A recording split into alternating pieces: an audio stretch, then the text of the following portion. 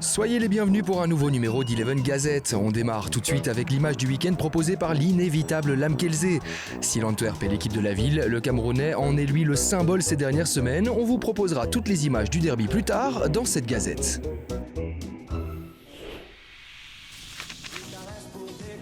Mais avant cela, on prend la route du Canonnier où les Courtrésiens ont remporté un succès important face à leurs voisins. Et ça, c'est évidemment bon pour le moral. Bon, place au football maintenant avec l'ouverture du score de Zino Gano, toujours bon pour le moral. Avec De Waal qui n'hésite pas à monter très haut, un premier centre de Chevalier avec une tête de Gano. Et c'est le premier but justement. Ah et bien voilà l'ouverture du score rapide après 4 minutes à peine. Un premier but inscrit par Gano en championnat depuis décembre 2019, soit depuis plus d'un an. Une véritable délivrance. Wordt dat een nieuwe constellatie? Teddy moet de voorzitter geven en jij moet ze binnenkoppen. Dat is de bedoeling, hè? Maar ik wil ook gerust graag een assist op hem geven. Ik denk, we hebben een goede verstandhouding buiten het veld en ook op het veld. Dus ik hoop dat dat alleen maar beter gaat gaan in de toekomst. En proposant un football attractif et offensif, la nouvelle formation de Luca Elsner n'a donc laissé aucune chance à des Moucronois obligés de s'incliner face à la force de frappe des nouveaux venus des Kérolles. Car après Gano, c'est le joueur prêté par City, Ante Palaversa, qui a alourdi le score. À l'image de Gano, le Croate inscrit son premier but sous le maillot des Kérolles et permet à sa nouvelle équipe d'engranger un succès recherché depuis le 9 janvier dernier. Et si Courtrai s'est donné un petit peu d'air dans le bas de tableau, le cercle d'Ivan de Raag reste lui enlisé à la 17e place. Opposé à Malines ce week-end, les Brugeois n'ont pas pu empêcher De Camargo de donner le coup de grâce à 3 minutes du terme. Bonne opération pour le KV qui peut désormais se permettre de regarder vers le haut et de poursuivre son objectif de top 8. Il reste du travail par contre pour Van der Raag qui voit les siens s'incliner à domicile pour la 9e fois de rang. De jongens waren enorm ontgoocheld omdat het de eerste keer niet meer is. En toch denk ik dat we moeten mentaal sterk zijn en toch sportmannen zijn. En een sportman start opnieuw met heel goede hoop de volgende wedstrijd. En tout cas, pas question de mise au repos au lendemain de cette défaite. Avec Yves, on ne rigole pas, car peu importe le temps dehors, il y a du travail et surtout une mission sauvetage à relever.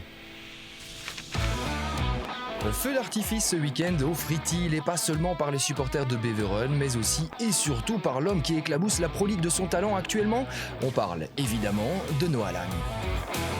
Okereke avec Vormer bien joué là par contre il va trouver Lang dans une position idéale. La liberté pour percuter, Lang qui prend l'intérieur, la frappe au premier poteau, elle était vicieuse. Sobol. Avec Lang, ça passe avec un petit peu de réussite, mais quand on est en confiance, il y a de la réussite. Oh, est-ce qu'il va aller au bout? La frappe! C'est magnifique ce qu'il nous fait là-bas. 11 minutes de jeu et la première étincelle. Week-end après week-end, Noah Lang régale. Et peu importe l'adversaire, le terrain ou la compétition, le Néerlandais impressionne. Oh, superbe le geste ici. Hoe zalig is het om met Noah Lang samen te voetballen? Ja, heel plezant natuurlijk. Die jongen kan wel ballen. Mooi maar ja, het is een fantastisch speler, een fantastisch leuke jongen ook. En ik hoop dat we er nog veel plezier aan gaan beleven. Ja. C'est du 3 contre 4. Chang avec Noah Lang pour le doublé. La petite feinte, la frappe au premier poteau de nouveau. L'enchaînement sublime de Noah Lang. Chang qui peut ouvrir sur Lang calmement. Il reste 10 secondes, là il peut y aller. Ce sera la dernière occasion. Noah Lang avec la frappe au premier poteau. Et voilà la boucle est bouclée. Noah Lang. Voilà l'homme du match les amis. Ô combien décisif. 0-2 victoire des Brugeois.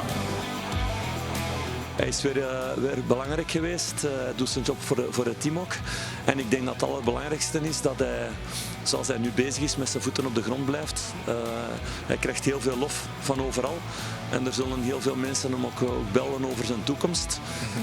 Maar op dit moment zit hij er met zijn hoofd heel goed in. Dus ik hoop dat dat blijft tot het einde van het seizoen en volgend seizoen ook nog.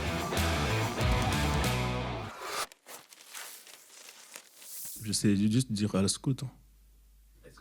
À la scout. Tout est bien et tout va bien pour Maktar Gueye. Le Sénégalais est en forme en ce moment avec pas moins de 4 buts inscrits en seulement 3 jours. Avec de telles statistiques, on lui pardonne évidemment ses petits manquements de néerlandais. Auteur de son tout premier doublé de la saison, Gueye a d'abord frappé de près pour mettre les siens aux commandes avant de récidiver d'un petit peu plus loin, des 11 mètres pour être exact. Il fait le break et met les siens à l'abri.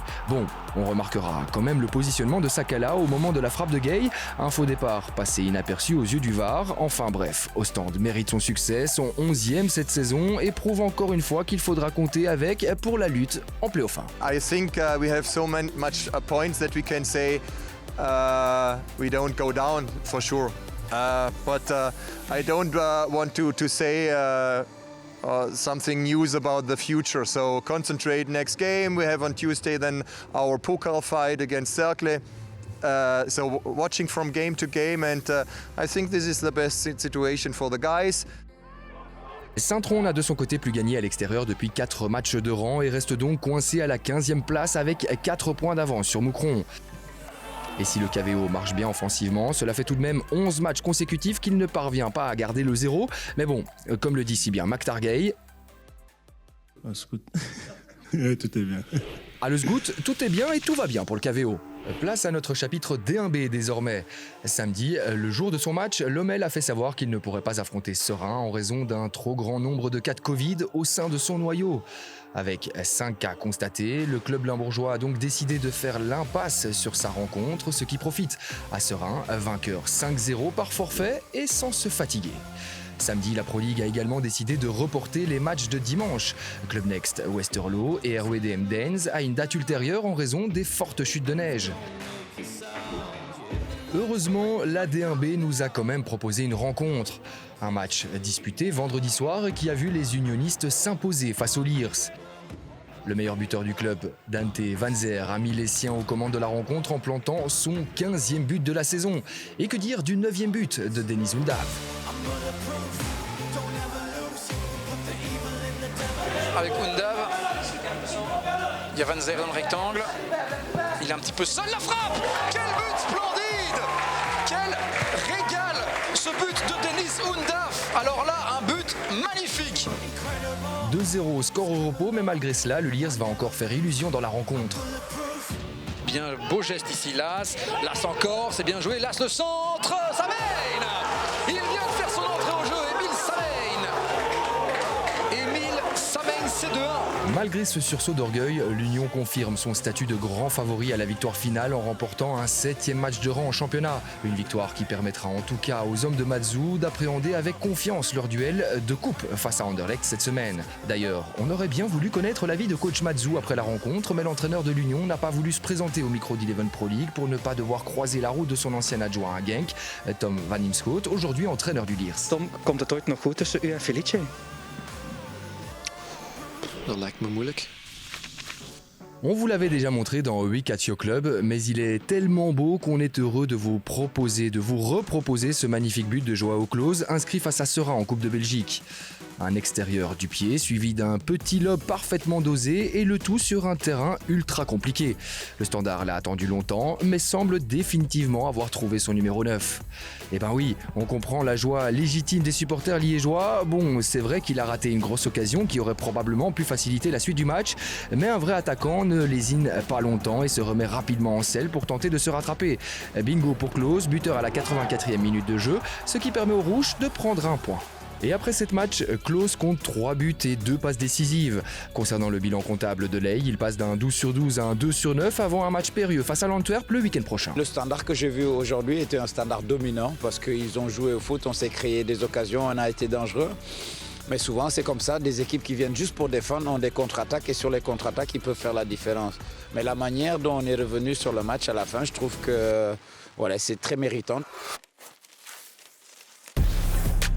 On vous l'avait promis en début d'émission, place désormais au derby anversois. Et malgré un froid de canard et de fortes chutes de neige, la bataille d'Anvers a eu lieu et nous a réservé son lot d'histoire et de suspense. Et qui d'autre que l'âme Kelze pour nous romancer cette histoire. Dimanche, Didier était à la fois buteur et spectateur de sa propre prestation, une célébration préméditée par le Camerounais.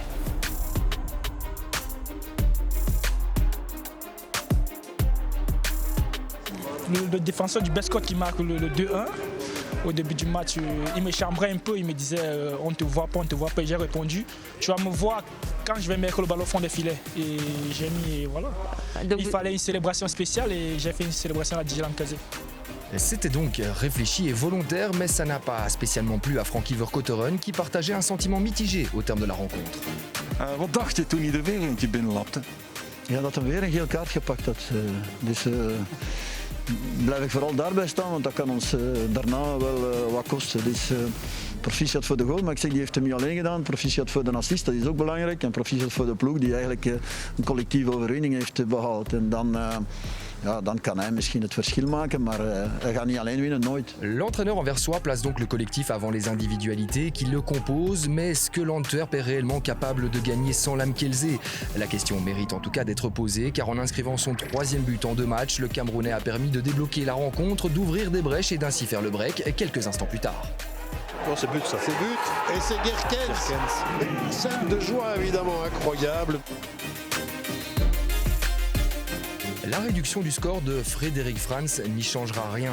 L'Antwerp est définitivement le club de la ville cette saison et peut encore remercier son enfant terrible, qui avait encore un ultime message à transmettre à ses supporters. Il y a une chose que je tiens à dire devant les télés. Je tiens à m'excuser très sincèrement devant les supporters d'Anvers pour les gestes qui se sont passés. Et voilà, j'espère que c'est derrière moi maintenant et c'est derrière nous et on va avancer ensemble. Des excuses déjà transmises avant le match et via Instagram dans le pur style de Lamkelzee. Mais est-ce que ces buts et ces mots seront suffisants pour apaiser les tensions? Ça, seul l'avenir nous le dira.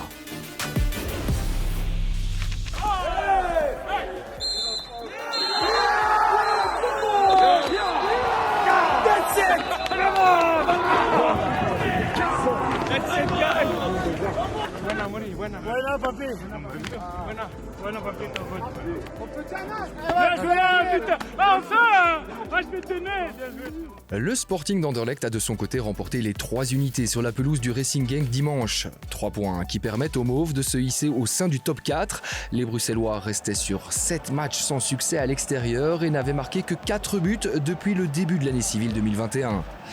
Et après l'ouverture du score de Bongonda, on s'est rapidement dit que le Sporting allait poursuivre sa série noire. Mais en fait, pas du tout. Car malgré leur manque de lucidité en défense sur le 1-0, les Mauves évitent finalement le scénario catastrophe en faisant preuve de réalisme offensivement. Grâce à leur prestation collective encourageante, les troupes de compagnie prennent donc le dessus sur leur adversaire. Un succès marqué notamment par les 2 jeunes pousses anderlechtoises, Sambi Lokonga d'un côté et Anwar Aitelach de l'autre. Sambi Lokonga, een bal voor Elac. Hij neemt hem mee en hij scoort! Son premier but sous le maillot anderlechtois. Les jeunes bruxellois qui viennent d'inverser le cours du match en 3 minutes. Fait marquant également, Anderlecht n'avait plus gagné un match sur le terrain d'un des membres du G5 depuis mai 2018 et son succès sur la pelouse de Bruges, de quoi satisfaire Vincent Kompany. Ik heb niets gezien dat mij verrast heeft, in die zin van mijn eigen ploeg uiteraard. Hardwerkend, technisch, verfijnd en veel kansen creëren, weinig kansen weggeven, dus niets gezien dat mij verbaasd heeft. Zelfs het resultaat niet.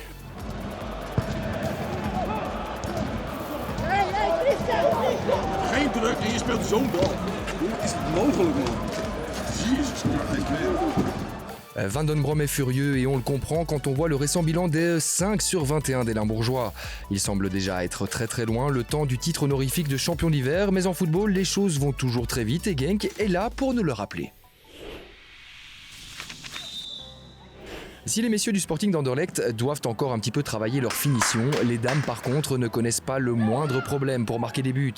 Qu'elles jouent le vendredi, le samedi ou le dimanche, ça n'a pas d'importance, elles marquent des buts à l'appel et poursuivent donc leur série impressionnante en championnat. Cette fois-ci, la victime se nomme Charleroi et en a pris 8 dans les dents. Triplé pour Willard, triplé pour Dokeni et victoire nette 8-0 du Sporting d'Anderlecht. Les bouteilles de champagne sont en tout cas déjà mises au frais car Anderlecht se rapproche à grands pas d'un nouveau titre de champion. Seule surprise dans cette rencontre, l'annonce du départ de Patrick Wachel en fin de saison qui tire sa révérence après 5 années passées sur le banc bruxellois. J'ai passé 5 fabuleuses années ici au Sporting et c'est pas fini, hein, il reste encore quelques mois et je voudrais bien j'espère que ça continuera à être aussi bien que pour l'instant, mais ce sera ma dernière session au Sporting, aussi bien comme coach que comme directeur de la section féminine. Ce sera une fin en juin 2021. On termine avec 4 équipes qui n'ont pas réussi à gagner ce week-end. Zulte Waregem a accroché un point à Charleroi grâce au petit numéro de Gianni Bruno. Un fameux solo qui offre un point mérité au SEV. Et puis, c'était impensable de vous proposer une gazette sans même parler d'En van Azebroek. Het is de eerste keer dat ik bepaalde dingen niet begrijp. En ik denk dat iedere neutrale voetballiefhebber dat ook niet begrijpt. Als je 3 geldige doelpunten maakt en de tegenstander maakt maar 1 geldig doelpunt, hoe kan het dan 2-2 zijn in het voetbal? Dat snap ik niet. Je hebt het dan over die eerste goal van Eupen, waar misschien niet helemaal duidelijk is voor de VAR of het buitenspel was. Niet duidelijk? Ja, want anders had hij hem wel afgekeurd. Ja, maar dan moet hij dringend naar de oogarts, denk ik.